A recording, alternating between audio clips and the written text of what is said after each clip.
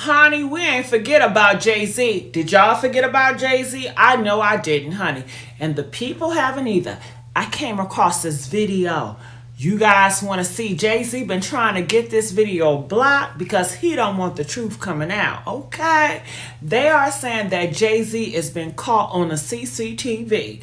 CCTV, the secret camera footage at Diddy Freakoffs, y'all. Yeah, honey.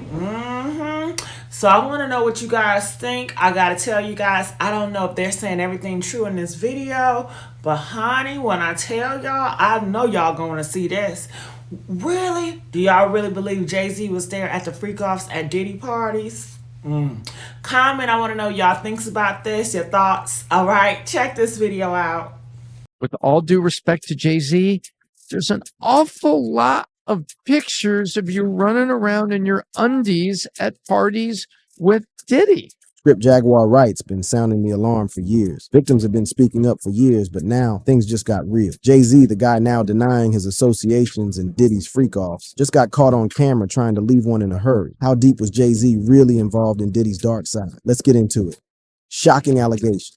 To get the full picture behind that viral clip, we need to rewind to a moment that had Jay-Z seriously on edge. Back in October 2024, the feds first set their sights on Diddy in the Southern District of New York. But things took a wild turn on December 8th, 2024, when they decided to update the case. And guess who they dragged into it? The God MC himself, Jay-Z. An accuser of Jay-Z, who they kept anonymous as Jane Doe, came with some heavy accusations that had the whole hip-hop community holding their breath. According to the court papers, Shorty claimed that back in September 2000, right after the MTV VMAs went down, she got recruited to some exclusive after-party by a limo driver who was allegedly on Diddy's payroll. This woman was only 13 years old at the time, straight up jailbait territory. She described how she had to sign some NDA paperwork right at the door. Major red flag in the hood, we all know what that means. Then they handed her a drink that had her feeling woozy and lightheaded. Classic setup move that any street-smart person would recognize as getting slipped something. The lawsuit painted a picture that nobody wanted to believe about two of hip-hop's biggest titans. She alleged that both Jay-Z and Diddy violated her while some unnamed female celebrity just watched it go down without lifting a finger. The streets don't play when it comes to protecting the youth, and these allegations had everybody heated. Shorty said this trauma had her messed up for life.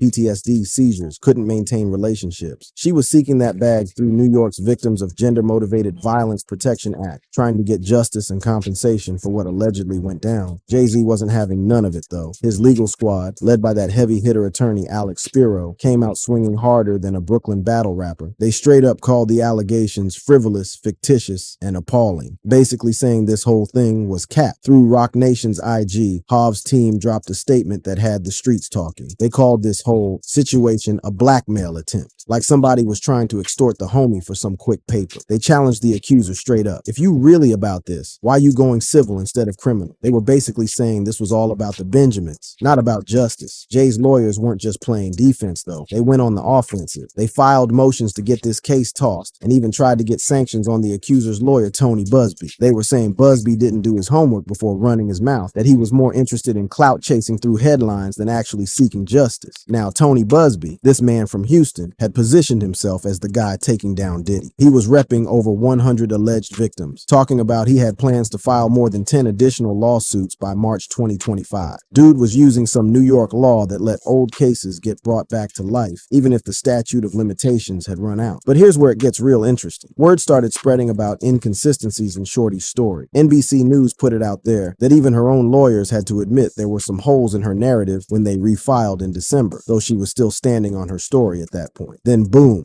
Valentine's Day 2025, the whole case got dropped. Not just dropped, but dismissed with prejudice, which in legal terms means it's a wrap forever. Can't bring this back, can't refile. It's done. The dismissal got filed in Manhattan federal court, signed by her lawyers, including Busby himself. After the case got tossed, Jay's team was feeling themselves heavy. They claimed the W, saying the false case against Jay-Z that never should have been brought has been dismissed with prejudice. Rock Nation posted up on social media with a statement signed by Sean Carter himself, talking about how this whole situation put his family through it. Jay wasn't done, though. His squad filed a defamation lawsuit against Busby in Alabama, claiming they had PIs who confirmed the accuser admitted she was lying about Hov's involvement. This was chess, not checkers. Jay was making making sure everybody knew there were consequences for trying to play with his name. I'm not trying to accuse Jay-Z, but wasn't he trying to offer his own wife a spiked drink, but she knew and rejected? Welcome back to the Grammys, everybody. You know, when you equal a record, there's no way you don't get to hold your Grammy in your hand and celebrate that.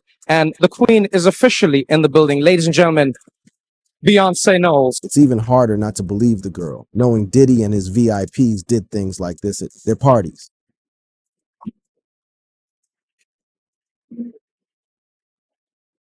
Got everybody's phone there? Everybody's phone. Where the boys at?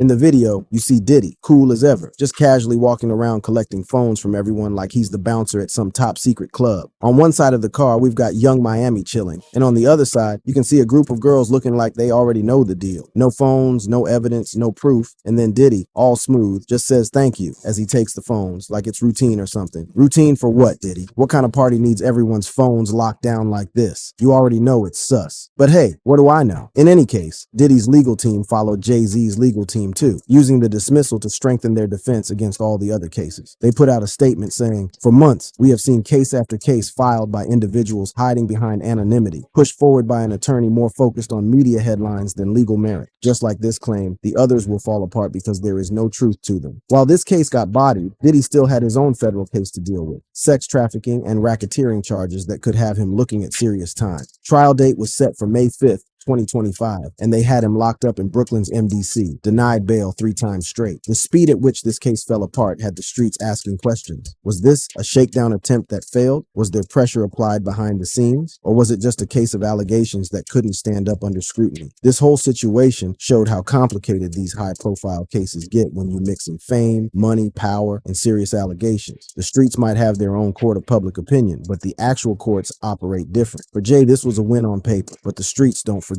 Even when you beat a case, them allegations leave a stain that's hard to wash off. The entertainment game watched this whole thing unfold, knowing that in this climate, anybody could catch a case at any moment. The industry had to recognize that the rules done changed. The Hash Me Too movement brought a new level of accountability, and cats who thought they were untouchable were learning different. Whether you're from Marcy Projects or Madison Avenue, the game got new rules now. At this point, Diddy's whole empire is crumbling, and these charges are no joke. The feds are taking no chances with him, the man who was once at the top of the music industry is now facing some of the most serious charges out there. While some, like Cassie, Joy Dickerson, and a few of Diddy's exes, have come forward with receipts exposing his wild antics and alleged crimes, others are playing defense. And yeah, Young Miami, we're looking right at you. The Global Icon Award, the Lifetime Achievement Award, the Key to the City. He had a new album that was coming out. So I was celebrating him with the world. And I just feel like everybody trying to crucify me for it. Like, you was his biggest advocate. You was his cheerleader, but I was just celebrating when the world was celebrating him. So why am I being crucified? But here's where things get even juicier. More names of celebs who allegedly got wild at Diddy's parties are about to drop. And trust me, it's about to get messy. So let's dive into that. Things are getting spicy. The whole culture held its breath when attorney Tony Busby stepped to the mic with a promise that had everybody from the corner to the corporate offices nervous. The day will come when we will name names other than Sean Combs, and there's a lot of names. It's a long list already. And of course, I already know who some of these individuals are, but Then he dropped the real heat. because of the nature of this case, we're going to make damn sure that we're right before we do that. But the names that we're going to name, assuming that our investigators confirm and corroborate what we've been told, are names that will shock you. The streets went crazy. Group chats was blowing up, barbershops was debating, and everybody wanted to know who about to get exposed. The investigation into Diddy's parties revealed some real street politics mixed with Hollywood glamour. According to the word on the street, Diddy's legendary white parties had major brands throwing bread at them, bringing together Wall Street wolves and hood legends under one roof. But it was them freak-offs, the after-hours situations, that had everybody side-eyeing their favorite artists. First up on the hit list was Jay-Z himself. Beyond that dismissed case, paperwork showed that Hav was definitely in the mix at them white parties, even dropping new heat with Beyonce at these joints. The connection between these two kings of New York suddenly looked way different through this lens. Russell Brand, that wild British cat, caught heat when it came out he was at Diddy's 2009 white party. This was extra spicy considering Brand was already fighting sexual assault allegations from 2023. The timing had people looking at him sideways even harder. Then you got Russell Simmons, the OG who helped birth hip-hop culture. Dude was documented at Diddy's 2007 white party, but he'd been hiding out in Bali, dodging multiple sexual misconduct allegations. The streets knew something was fishy when he bounced to Indonesia and never came back. Cuba Gooding Jr. got caught up worse than others. Court docs revealed he was name-dropped in Lil Rod's complaint from March 2024. They saying Diddy was grooming him to pass him off to others. That's some straight pimp game allegations. Cuba already had that 2019 forcible touching charge on his record, so this just added to his rep. Chris Brown's name popping up surprised nobody. Homie was at Diddy's 2009 white party, caught on camera locking lips with Amber Rose. Given his history, especially that 2009 Rihanna situation, his connection to these parties just confirmed what the streets already suspected. But yo, the real tea came from Cat Williams. This comedian been known for keeping it 100, and he wasn't holding nothing back about the industry's dirt. He came with receipts about how celebs was selling their souls for deals with Diddy. According to the homie Cat, all of these big dick deviants is all catching hell in 2024. It's up for all of them. It don't matter if you Diddy or whoever you is. TG Jakes, any of them. All lies will be exposed. the revelations about young artists getting played hit different. Cat talked about Usher. I lived with Sean Puffy Combs for a year. Hey, it was curious. I got a chance to see some things. Yeah, but you were 13. What were you I seeing? went there to see the lifestyle. Right. And I saw it. And Justin Bieber. Right now, he's having 48 hours with Diddy, him and his boy. They're having the times of their lives, where we hanging out and what we doing.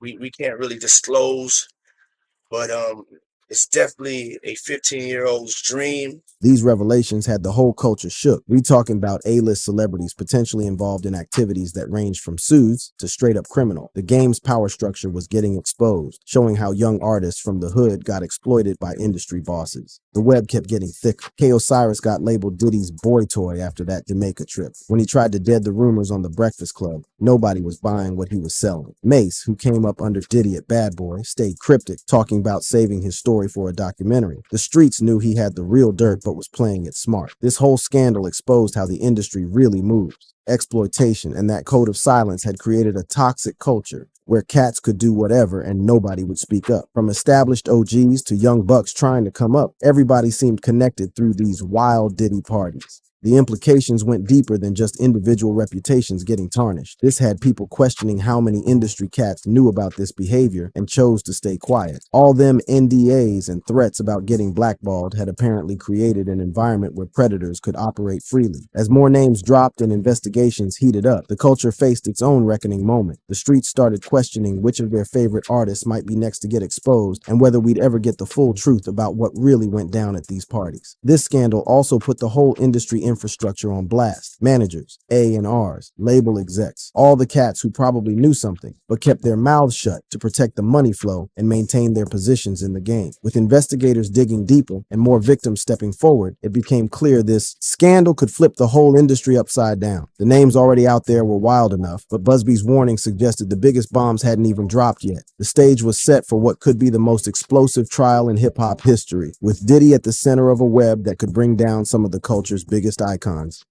The trial that could change the game forever. Old footage of Diddy started hitting different when you watch it through today's lens. These clips that used to be funny now had everybody feeling some type of way. You're legendary for the parties that you throw. I'm a legend, baby, for a whole bunch of things. Yes. You need locks on the doors? Okay, this is sounding kind of dangerous now. Even wilder was this exchange about Justin Bieber that had everybody's spidey senses tingling. Right now, he's having 48 hours with Diddy, him and his boy. They're having the times of their lives, where we hanging out and what we doing. We can't really disclose, but it's definitely a 15-year-old's dream.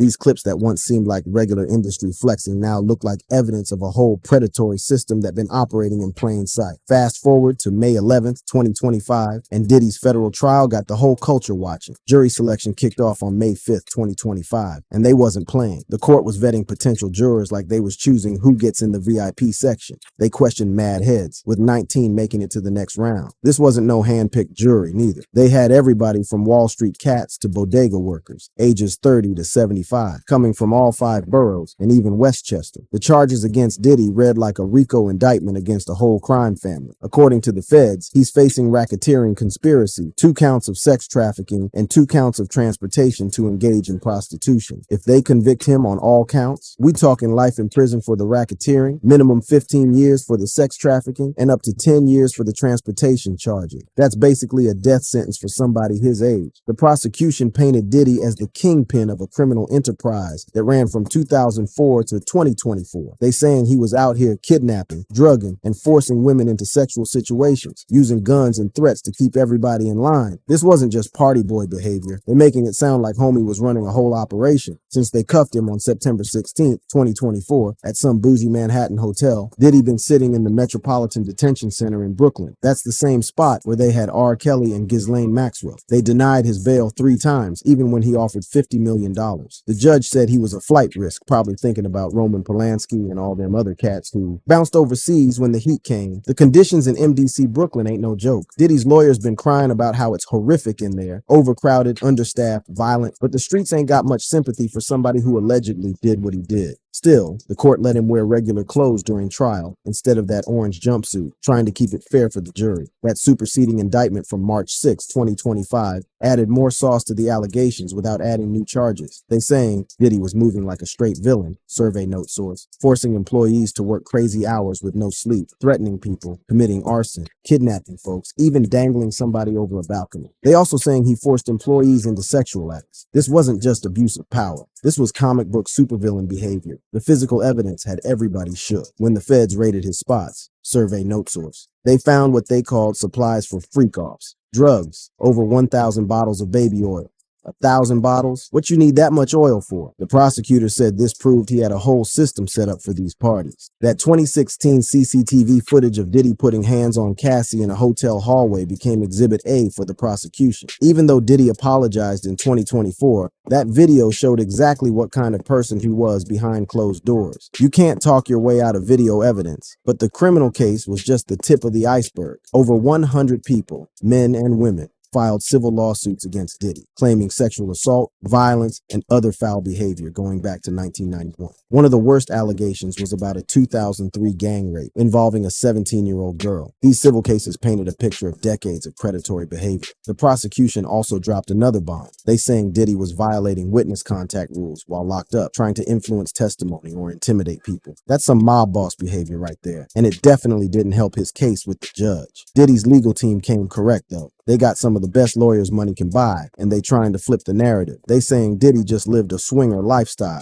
trying to make it seem like everything was consensual adult activities. They filed motions claiming racial targeting, rejected plea deals, and came out swinging. The defense been pushing back on the credibility of the accusers, especially going after Tony Busby. They saying many former employees still rock with Diddy, trying to counter all the negative testimony. Opening statements scheduled for May 12, 2025, with the trial expected to run about 8 weeks. But knowing how these federal cases go, especially with this much evidence and this many witnesses, it could stretch way longer. They're going to have alleged victims testifying, former employees spilling tea, and possibly some of them celebrities who was at the parties having to take the stand. This trial bigger than just Diddy. It could blow up the whole industry. If he get convicted, best believe the Fed's going to start looking at everybody else who was involved. This could trigger a domino effect that takes down more industry titans. The culture already having conversations about power dynamics, exploitation of young artists, and that code of silence that let this allegedly go on for decades. The media coverage been crazy. BBC even got a whole podcast called Diddy on Trial, dropping regular updates. The public can't get enough of this story. It's like watching a real-life episode of Power, except the consequences are real, and the victims ain't actors. This case also got people talking about how the justice system handles rich defendants. Yeah, Diddy's money couldn't buy his freedom on bail, but he got resources most defendants could never dream of. His lawyer is probably costing more per hour than most people make in a month. The industry watching this trial like their lives depend on it, because for some of them, it might. Record labels reviewing their contracts, management companies updating their policies, everybody trying to cover their ass in case they the next ones to catch a case. For the alleged victims, this trial represents something bigger than just justice for them individually. Many been waiting years, some decades, to have their day in court. But testifying means reliving trauma in front of the whole world, with defense attorneys trying to poke holes in their stories. Word on the street is the prosecution got more evidence and witnesses they haven't even revealed yet. That means even more shocking details might come out during the trial. The defense strategy seems focused on attacking credibility and arguing consent, but that's a tough sell when you got this many accusers. Legal experts saying the verdict going to come down to whether the jury can see past Diddy's celebrity status and focus on the evidence. With a diverse jury pool representing different backgrounds, the deliberation's going to be interesting. The industry's response been mostly crickets. Celebrities who used to be all up in Diddy's videos staying quiet, scared to get associated with either side. That silence speaks volumes about how deep this thing goes. Win or lose, this trial already changed the game. It's forcing the culture to confront some ugly truths about how power gets abused in the industry. Whether Diddy beats the case or gets buried under the jail, the conversation about accountability ain't going nowhere. As we wait for opening statements and watch this trial unfold, one thing's clear. Hip-hop's having its Hash Me Too moment, and ain't nobody safe from the reckoning. The street's watching to see if justice gets served or if money and power win again. Charlemagne has just come out and said that people who went to Diddy parties might be going to jail. Well, Jay-Z must be freaking out since he's been to a few. We know he and Diddy had a close bond. Just look at Diddy slapping that. He's got info about what went on at those parties. We've even seen him and Diddy in bed with a bunch of other famous people. Let me show you what I mean. Jay-Z and Diddy's relationship. Now, nearly every celebrity you can think of is being connected with Diddy, but there are some that are finding it hard to hide it. Jay-Z has been receiving some questionable accusations, but since Diddy's arrest, there's been a picture going around showing the two of them being a little too intimate. So we know Diddy's been accused of having crazy with all kinds of famous people. And when you see them in bed together, it's kind of hard for anyone to take their denial seriously. Like, come on. Here we literally see Diddy in bed with Jay-Z and a whole load of other celebrities, including Jennifer Lopez and Aaliyah. If you're wondering where and when that photo was taken, well, it was at one of Diddy's notorious parties. This one was at the Hamptons in the year 2000. This wild photo was shared to X on Friday, September 20th, and has ignited all kinds of rumors, investigations, and debates regarding Diddy and Jay-Z's relationship, as well as who else could be involved. The party was 2 decades old, and we see a young Diddy near the middle. He's the guy wearing the red polo and white pants. To his left is Jennifer Lopez, who was his girlfriend at the time in the light blue outfit. And to his right is the now deceased Aaliyah rocking all white. In only a few days, the photo was shared thousands of times and had over 100,000 likes. Let's just say Jay-Z's got some explaining to do. On X, people have been quick to give their opinion about it. One guy wrote, "It looks like Diddy and Jeffrey Epstein had essentially the same business model, or am I missing something?" And another said, "Aaliyah doesn't even look happy in the picture, God rest her soul." Since the photo was leaked, we found out that it was from a July 4th party at the Hamptons in East New York. We also found out that other big names in music like the executive Damon Dash were there. So we know Diddy and Jay-Z are two of hip-hop's biggest names and both came up in the 90s. But let's take a look at how they actually know each other. Jay-Z has tried to keep their friendship under wraps over the years, but he couldn't hide everything. The two of them burst onto the rap scene at around the same time, but that's not all they had in common. They even both managed to avoid jail in the same year, 1999, but for two separate yet similar crimes. After becoming hip-hop stars, these two also delved into the realms of philanthropy, entrepreneurship, and fused luxury industries with hip-hop. They've both been seen at charity events together and have often performed on stage with one another. Here you can see them performing together at Screamfest in 2007 alongside Kanye West and 50 Cent. It's funny that 50 Cent is there since he's been very vocal about what he thinks of Diddy as well as his relationship with Jay-Z. There you see 50 walking around with his chest out like he owns the place, followed by what looks like Diddy slapping Jay-Z's. Not once, but multiple times. Since they were literally sleeping together 7 years before, I guess that's not too strange. But you can see why 50 Cent would want to distance himself from them after that, and why people are starting to think Jay-Z might be a little closer to Diddy than he wants anyone to know. As of yet, Jay-Z has made no public comment on Diddy's arrest or the allegations against him, but 50 Cent certainly has. He has mocked Jay-Z for abandoning Diddy and posted this photo to Instagram, which shows Jay-Z's face on a milk carton and a caption that claims Jay-Z isn't answering Diddy's calls. 50 seems to be relishing Diddy's downfall and hasn't missed an opportunity to troll him since his legal troubles began. Back when Diddy's home was arrested back in March, 50 Cent posted that picture and said, "Now it's not Diddy do it, it's Diddy done. They don't come like that unless they got a case," alluding to the sheer number of police and the scale of their raid on Diddy's home. Although the nature of Diddy and Jay-Z's relationship seems pretty obvious, there's a big online debate going on about it. Many people see Jay-Z as a hip-hop goat, and they're finding it hard to accept he might have had something going on with Diddy. One guy on Reddit wrote, "It doesn't mean Jay-Z is into the same shit Diddy is. Lots of people work with scumbags. In the entertainment industry, I imagine it's pretty hard to avoid." And another Jay-Z defender said, nah, Jay only has a few friends. Diddy isn't one of them. I'm sure he respects Diddy and everything he's achieved and looked at him as an equal, but that's where it stops. Come on, to say they weren't at least friendly must be a fan's coping mechanism. Or they haven't seen the slapping video or the picture of them in bed together. Even the most die-hard Jay-Z fan has to admit they probably had something going on that wasn't just business related. It's not just Jay-Z fans having a hard time due to the Diddy scandal, though. So many of the world's biggest names are being dragged into it, too. Diddy's other celebrity friends.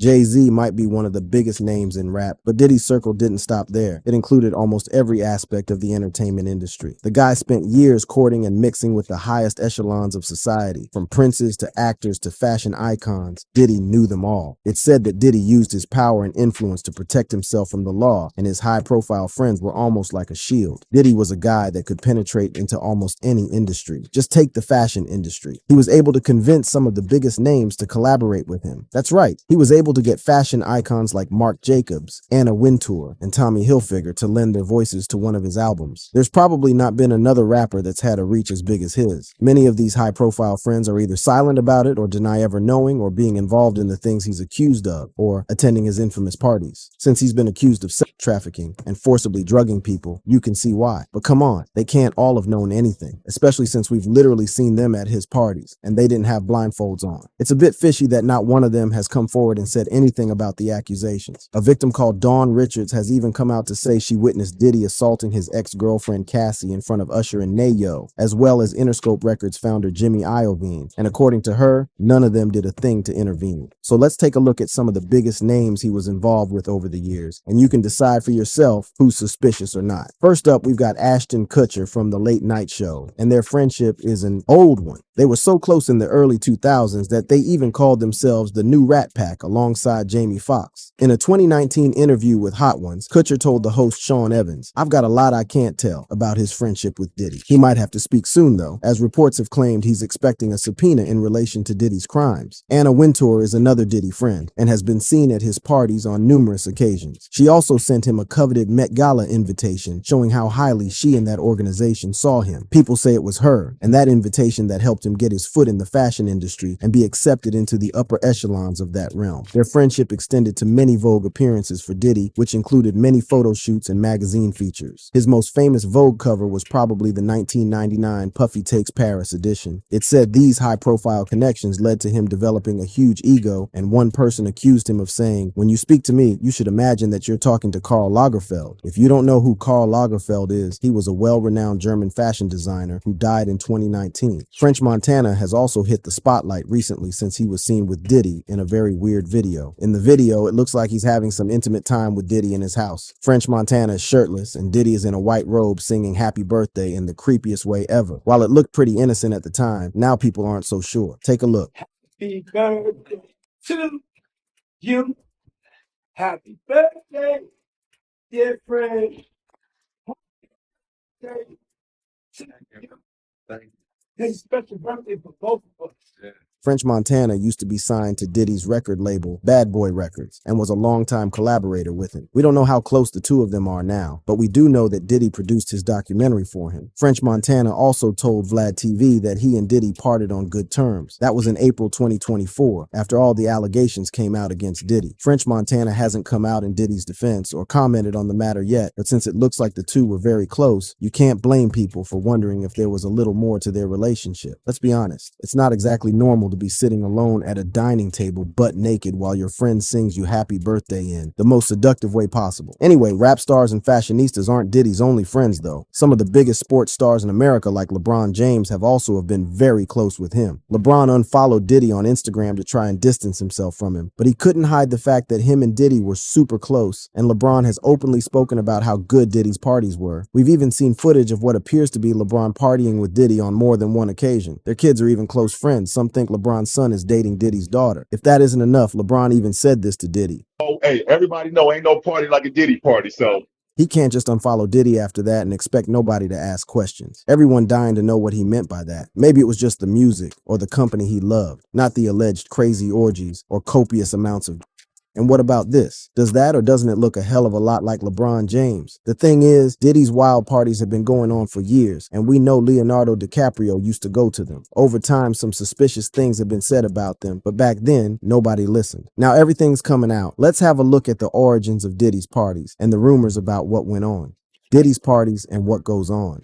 Diddy's been throwing parties ever since he first became a big name, but the reason they became famous wasn't because of orgy rumors or alleged criminal activity. It was because of the famous names that attended, especially his white parties. In that video, you see him standing with champagne in hand, looking like some kind of dictator. And when it came to his parties, he practically was. These parties in the Hamptons started in the early 2000s and created a huge buzz. Everyone with a name went, and it's said that they were very wild affairs. Jennifer Lopez, who was once Diddy's girlfriend, was a regular guest, and multiple pictures show them cozying up together. Champagne, booze, and half-naked women were what the media showed, but behind the scenes, rumor has it that they were even wilder. Any celebrity with a name in the late 90s and early 2000s was there. Paris Hilton even called them iconic. She attended the very first one in 1998, and after that, you saw huge names like Jay-Z, Leonardo DiCaprio, a young Kim Kardashian, and many, many more. Although not every celebrity who went is being accused of any wrongdoing, we know that the parties themselves were wild, even without all the other stuff. You see champagne being poured over half-naked bodies, and Diddy being everything like a real-life Great Gatsby. Although not many like to talk about what really went on, some have. A former music industry insider called Tom Swoop has spoken about how he survived the parties. He says that the parties were separated into different tiers, and that only certain people had access to the inner sanctum. He says that is where the real crazy stuff happened, like men and women performing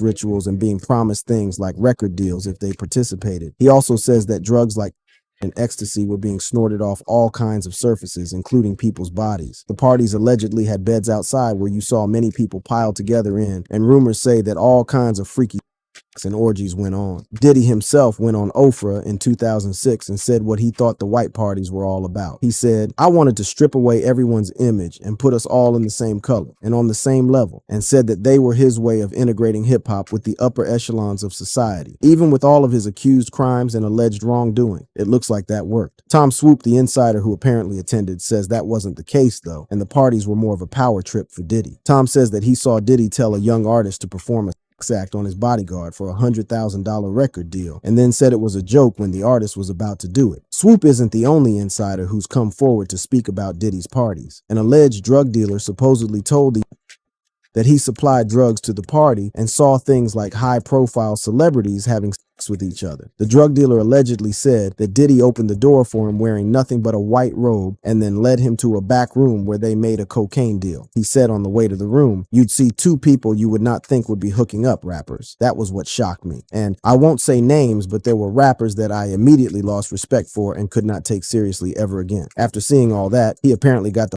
out of there, and you can't really blame him. A big part of the charges against Diddy since his arrest is that of and the things that went on in the so-called freak-offs. While we haven't seen direct evidence of freak-offs happening at the white parties, you can see why rumors are going around saying they did. Diddy threw the last white party in 2009, and since then, another guy has carried on the legacy. Michael Rubin, the billionaire entrepreneur and owner of Fanatics, is now the host of white parties in the Hamptons. They are also hosted on July 4th and have some of the biggest celebrity guests in the world attending, and also lots of rappers, new and old. Yep, there he is again. Jay-Z just loves a party, doesn't he? And if the dress code is all white, you can almost guarantee he'll be there somewhere. Leonardo DiCaprio, another white party veteran, was also seen at last year's Michael Rubin July 4th party. The guy just loves to party, especially when Diddy is involved. Here you see him dancing awkwardly at Diddy's 50th birthday party. Although Diddy's famous white parties came to an end in 2009, we know he carried on setting up extravagant gatherings. One of his biggest lawsuits comes from a guy called Rodney Jones, who allegedly lived with Diddy for a year and says that he witnessed some very freaky stuff.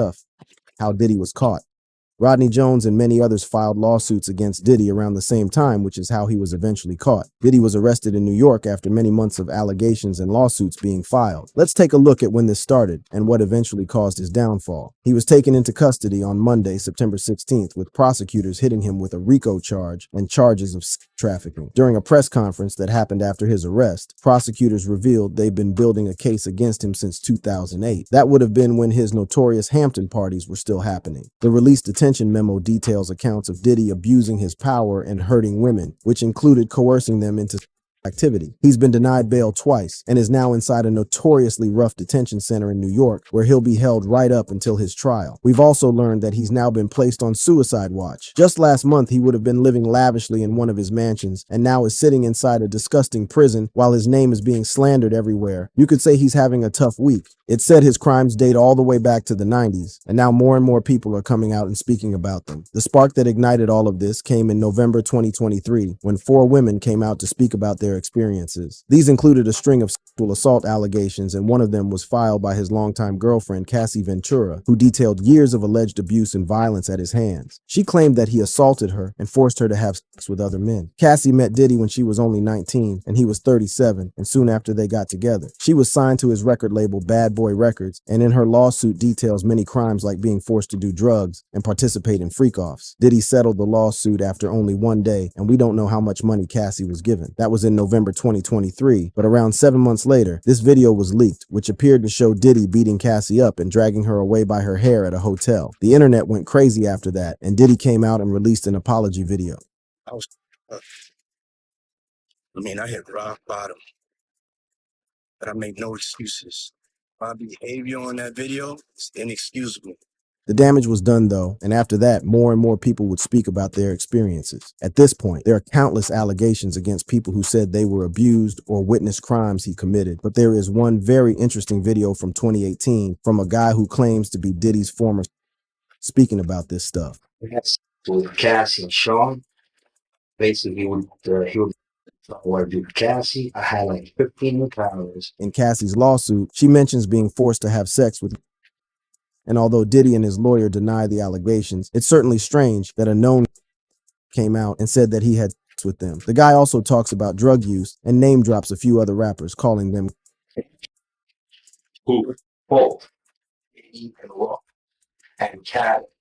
DJ Khaled, Ross, and he did it. Yeah.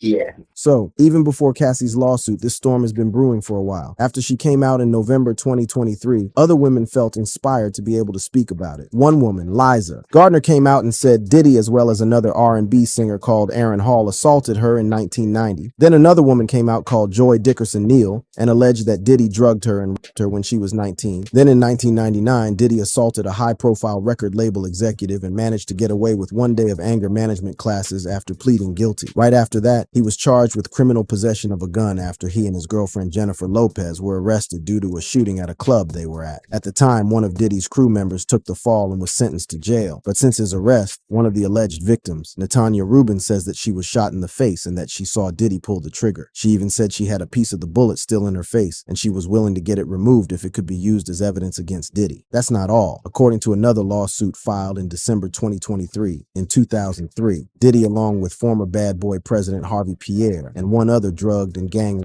a 17-year-old girl. It was a few years after that he met Cassie and her alleged abuse started. In 2012, Cassie tried to leave Diddy and briefly got with Kid Cudi. According to her lawsuit, Diddy threatened to blow up Cudi's car. Around the time this is said to have happened, Kid Cudi's car did blow up in his driveway. Although the allegations and lawsuits keep piling up, just recently, a book was published titled Kim's Lost Words, which is about alleged memoirs Kim Porter, Diddy's ex-wife, kept. She died of pneumonia in 2018, but was with Diddy for many years, and they have 2 kids together. In the diary, she allegedly witnessed him having many wild encounters, including sleeping with an Oscar-winning actor and his wife, as well as an 18-year-old pop star who would become a household name. As you may know, Diddy was the man behind a lot of music's biggest success stories and had connections throughout the industry. His arrest has shaken up the whole industry, and nobody knows if it'll ever be the same again. Why hip-hop and music will never be the same. In February 2024, a man named Rodney Jones filed a lawsuit of his own that would cause ripples across the entire music industry. Rodney Jones claims to have met Diddy at the end of 2022 when he received a call asking him to help produce his new album titled The Love Album, Off the Grid. We know that's true, as the album has been released and Rodney Jones's name is on it as one of the producers. Rodney is an up-and-coming music producer, so an opportunity like that was just what he was looking for and had the chance to kickstart his career and get his name out there. However, what he didn't know was that he'd have to spend over a year living with Diddy. The lawsuit states that Rodney lived with Diddy from September 2022 until the album was finished in November 2023. Interestingly, that was also the time when Cassie filed her lawsuit against Diddy. As of now, it doesn't look like the events are related, but it sure is interesting timing. Anyway, during their time living together, Rodney says that he stayed in many of Diddy's houses and met many of his famous friends, including some of the most well-known musicians in the world, huge record label owners, and other big-name celebrities. He says that during his time with Diddy, he mentions one as a Philadelphia rapper who dated Nicki Minaj, and the other as a Las Vegas resident who performed at the Super Bowl. Their names have been redacted anyway, but of course social media is full of people wanting to know more. Meek Mill has received a lot of ridicule online and responded by saying he'd give anyone with evidence $1 million. To make things worse for Meek, a leaked audio clip has been going around where you can hear what sounds like two men having sex. People are claiming it's Diddy and Meek in the video and that it was Nicki Minaj who leaked it. So Meek's in hot water, but so are many others like Justin Bieber and Usher, who were signed to Diddy and spent a lot of time with him in their youth. Jay-Z and many of his other collaborators and friends haven't commented on it yet, but Charlamagne the God had a warning for everybody who knows Diddy. He said, if he gets racketeering and sex trafficking for freak-offs, there will be others involved. If you ever ran a train with Diddy, you're probably going to go jail. He then said, if you've ever been get anywhere with Diddy and there was some women around or men around that he told you were part of the party, you're probably going to jail. As the case against Diddy continues, we'll have to see who gets dragged into it with him and who will manage to keep their names clear. For Jay-Z and everyone else who we know attended those parties, it's getting harder and harder to believe they had no idea what was going on. Maybe soon we'll find out. But let's